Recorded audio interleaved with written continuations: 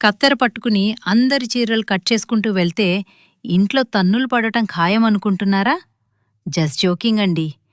కాని ఇంట్లో ఎవరికీ పనికిరాని పాత చీరలుంటే మాత్రం వాటిని అస్సలు వదలకండి. ముందుగా పాత చీరల కొంగు భాగాలను లేదా కలర్ఫుల్గా ఉండే పాత బట్టల్ను ముక్కలుగా కట్ చేసి ఒక దగ్గర పెట్టుకోండి. ఇప్పుడు ఒక చిన్న గిన్నె సహాయంతో ఆ బట్టలపై రౌండ్ షేప్లో మార్కింగ్ చేసుకోండి.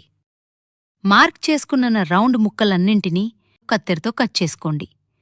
ఇలా వేరువేరు రంగుల ముక్కలన్నీ రెడీ అయ్యాక సూది దారంతో వాటి అంచులను కుడుతూ దారాన్ని గట్టిగా లాగితే చూశారా, భలే ముద్దుగా ఉండే చిన్న బట్టల పువ్వులు రెడీ అయిపోతాయి.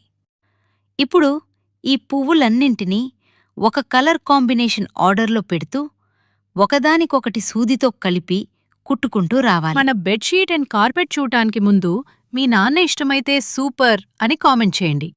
ఈ బెడ్షీట్ గనక మీకు నచ్చితే ఈ వీడియోని లైక్ చేసి షేర్ చేయండి.